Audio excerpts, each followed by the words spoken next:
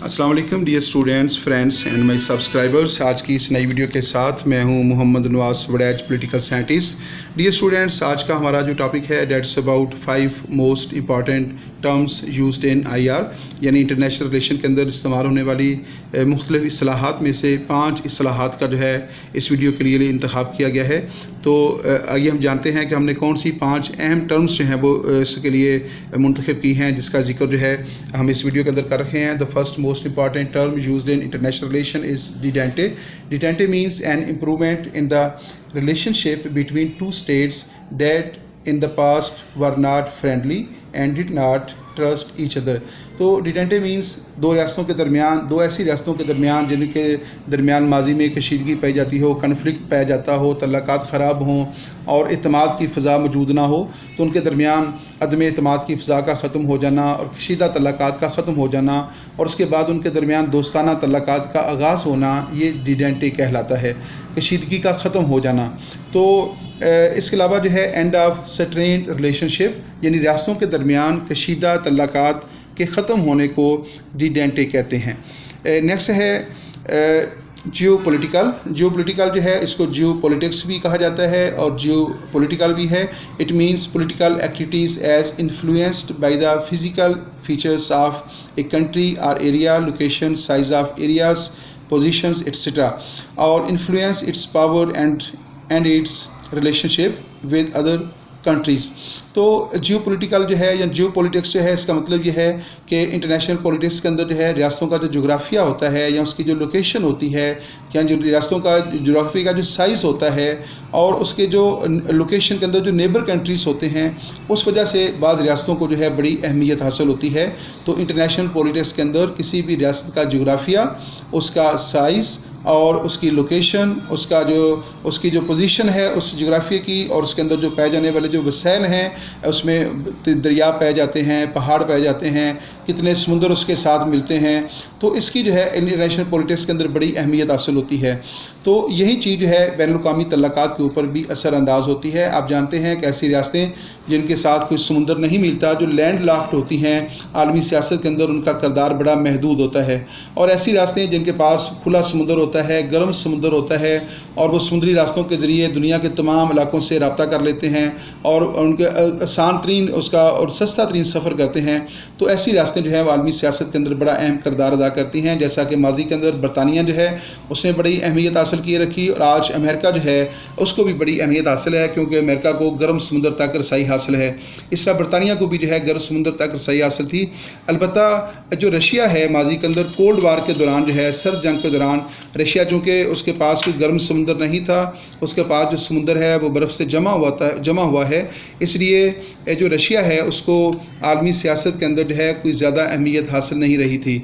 और कोल्ड सर्द जंग के दौरान जो है अमेरिका को इस वाले से भी रशिया के ऊपर बरतरी रही कि अमेरिका के पास जो है गर्म समुंदर था और वो बहरी रास्तों के ज़रिए आसानी के साथ जो है वो दुनिया के किसी भी खिते तक पहुँच जाता था। आज भी आप देखते हैं कि अमेरिका जो है जब भी किसी मुल्क के ख़िलाफ़ उसने कार्रवाई करनी होती है तो अपने बहरी बेड़ों के ज़रिए जो है वो वहाँ तक पहुँच जाता है।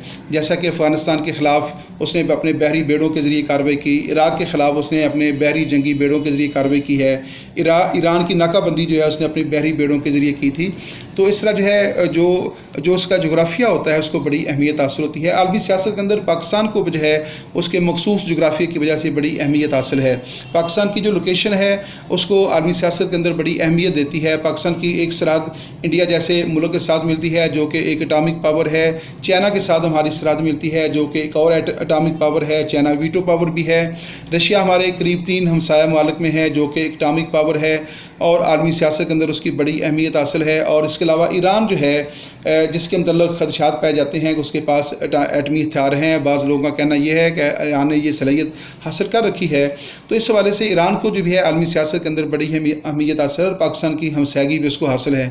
तो पाकिस्तान को आलमी सियासत के अंदर जो अहमियत हासिल है, आप जानते हैं कि हमारा जो पॉलिटिकल सिस्टम है वो इतना मौसर और स्ट्रांग नहीं है, हमारी माशी हालत भी इतनी कोई काबिल ज़िक्र नहीं होती, लेकिन पाकिस्तान का जो जोग्राफिया है, जिस लोकेशन के ऊपर हम वाक़ हैं, इस जोग्राफिया की वजह से पाकिस्तान को आलमी सियासत के अंदर बड़ी अहमियत हासिल रही है। ये पाकिस्तान का जोग्राफिया ही है, जिसकी लोकेशन है, जिसकी वजह से पाकिस्तान ने हमेशा जो है अमेरिका की ज़रूरियात को पूरा करने की कोशिश की है और अमेरिका को पाकिस्तान की ज़रूरत रही है। अमेरिका की नज़र में पाकिस्तान की जो अहमियत है वो उसका मखसूस जोग्राफिया है, उसकी मखसूस लोकेशन है। अमेरिका जो है वो समझता है कि जो ज़रूरत पाकिस्तान जो है अमेरिका की पूरी कर सकता है, वो शायद इंडिया और बांग्लादेश जैसे मालिक भी पूरी नहीं कर सकते। इसलिए अमेरिका हमेशा जो है पाकिस्तान के साथ किसी न किसी हवाले से तल्लुकात को कायम रखना चाहता है और तल्लुकात को इतने कशीदा नहीं करना चाहता कि तल्लुकात मुनक़ता हो जाएं, क्योंकि उसको पता है कि पाकिस्तान की जो लोकेशन है वो अमेरिकन मफादात के तहफ़्फ़ुज़ के लिए बहुत ज़रूरी है। तो गोया किसी भी रियासत का जो जोग्राफिया होता है, जब आलमी सियासत के ऊपर असरानंदाज होता है, तो जोग्राफिया और सियासत जब मिल जाते हैं तो वो जियो पोलिटिकल या जियो पोलिटिक्स कहलाते हैं। The next term is the G8, the group of 8। तो नेक्स्ट टर्म है, ये टर्म नंबर 3 है, द G8। इसका मतलब है the group of 8। The group of 8 world's biggest industrial countries. The group of 8 world's biggest industrial countries which are Canada, France, Germany, Italy, Japan, Russia and UK and USA।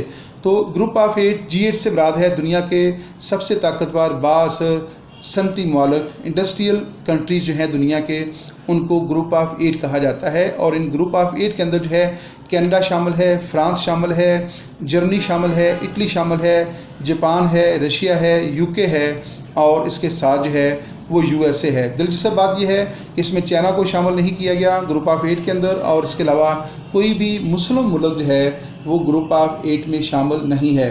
तो group of 8 जो है अंदर वो मुल्क शामिल है जो सनती एतबार से दुनिया के ऊपर जो है गालिब है, जो इंडस्ट्री के अंदर जिनकी बड़ी तरक्की है।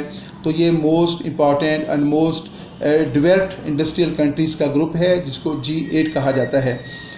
नेक्स्ट है पॉलिटिकल असाइलम। पॉलिटिकल असाइलम यानी सियासी पनाह लेना या सियासी पनाह, political asylum, the protection given by a government to foreign people who have left their own countries because they disagree with the policies of their own governments. तो सियासी पनाह से मुराद ये होता है कि जब कोई एक रियासत जो है किसी दूसरी रियासत के शहरियों को अपने यहाँ इसलिए पनाह दे देती है क्योंकि वो शख्स जो है वो अपनी रियासत या अपनी हुकूमत की पॉलिसियों से डिसएग्री करता है और वहाँ जो है हुकूमत वहाँ रहते हुए उसको हुकूमत की तरफ से बहुत सारी पाबंदियों का सामना करना पड़ता है, बहुत सारी मुश्किलात का सामना करना पड़ता है और वो अपने मुतज़ाद और मुनफरिद नज़रियात की वजह से वो हुकूमत जो है उसको ज़्यादा रह भी नहीं देती और उसकी मुख्तलिफ एक्टिविटीज़ के ऊपर नज़र रखती है। वो ज़्यादा ना तौर पे अपने ख्यालात का, अपने नज़रियात का इजहार भी नहीं कर सकता, तो फिर वो क्या करता है, किसी दूसरी रियासत में सियासी पनाह हासिल कर लेता है और वहाँ रहकर जो है वो अपने ख्यालात और जज्बात का इजहार करता रहता है। तो protection given by a government to foreign people, किसी भी हुकूमत का गैर मुल्कियों को अपने यहाँ पनाह देना सियासी पनाह कहलाता है। Who have left their own countries because they disagree with the policies of their own country. तो वो लोग जो अपने रियासत की हुकूमत की पॉलिसियों से डिसएग्री करते हैं और रियासत की जो हुकूमत होती है उनके ऊपर मुख्तलिफ पाबंदियाँ लगाती है, उनके ऊपर मुख्तलिफ मुकदमात बनाती है, तो बाज़ का तो उनकी ज़िंदगी को ख़तरा लाहक हो जाता है, उनके नज़रियात को ख़तरा लाहक हो जाता है, लिहाजा फिर वो अपने तहफ़्फ़ुज़ के लिए जो है किसी दूसरी रियासत में पनाह हासिल कर लेते हैं। तो ऐसी पनाह जो है उसको पॉलिटिकल असाइलम यानी पॉलिटिकल असाइलम को सियासी पनाह कहा जाता है। नेक्स्ट है perestroika, the political social economic changes that happened in the Soviet Union during the late 1980s। तो 1980 की दहाई के अंदर जो है जब रशिया के अंदर गोरबाचोव की हुकूमत थी तो गोरबाचोव के दौर हुकूमत के अंदर जो है 80 की 80 का जो आखिर है यानी 1985 के बाद जो है उसकी तरफ से जो कम्युनिस्ट पार्टी है उसकी तरफ से और गोरबाचोव की तरफ से जो सोशल रिफॉर्म्स की गई, इकनॉमिक रिफॉर्म्स की गई थी और जो पॉलिटिकल रिफॉर्म्स की गई थी, उन रिफॉर्म्स को जो है political, social and economic changes and reforms जो है उनको जो है वो पेरेस्ट्रोइका कहा जाता है। तो ये इस टर्म का तल्लुक जो है वो रशिया के साथ है और रशिया की जो कम्युनिस्ट पार्टी है और रशिया के जो उस वक्त के प्रेसिडेंट थे गोरबाचोव जो थे, उनकी तरफ से जो इस्लाहात की गई, जो रिफॉर्म्स की गई थी, जो पॉलिटिकल रिफॉर्म्स थी, सोशल रिफॉर्म्स थी, इकनॉमिक रिफॉर्म्स थी, तो उन रिफॉर्म्स के मतलब है ये टर्म जो है वो इस्तेमाल की जाती है। बस perestroika political government for reforms within the communist party of Soviet union during the regime of Mikhail Gorbachev. तो पेरेस्ट्रोइका जो है क्या है, पॉलिटिकल मूवमेंट है या पॉलिटिकल रिफॉर्म्स हैं for with in the communist party. Russia की जो कम्युनिस्ट पार्टी थी उसके अंदर पॉलिटिकल रिफॉर्म्स को मुतारफ़ करवाना, सोशल एंड इकनॉमिक रिफॉर्म्स को मुतारफ़ करवाना और गोरबाचोव के दौरे हुकूमत के अंदर जो है तो उनको पेरेस्ट्रोइका कहा जाता है। तो यहाँ पे इस वीडियो का इख्तिताम होता है। उम्मीद है आपको ये वीडियो पसंद आएगी। इस वीडियो के अंदर आपको एक प्रॉब्लम पेश आ सकता है क्योंकि यहाँ पे मैं इस वक्त वीडियो रिकॉर्ड कर रखा हूँ तो वहाँ पे जो कि मेन रोड बहुत करीब है तो उसका थोड़ा सा जो शोर है मेरे ख्याल में आपको शायद महसूस हो। बाहर इसके लिए माज़रत खाएँ। आइंदा इस बात का ख्याल रखा जाएगा कि ऐसी वीडियो रिकॉर्ड की जाए जिसमें जो आवाज़ है वो बड़ी साफ़ हो, वाज़ेह हो, क्लियर हो। इसके लिए हम माज़रत खाएँ हैं। इस दुआ के साथ कि अल्लाह ताला आपको अपने हिफ्ज़-ओ-मान में रखे और ये जो वबाई मर्ज़ है कोरोना वायरस जो है इससे सब कुछ है अपने हिफ्ज़-ओ-मान में रखे, दुनिया भर के तमाम इंसानों को जो है अपने हिफ्ज़-ओ-मान में रखे। आमीन सुम्मा आमीन।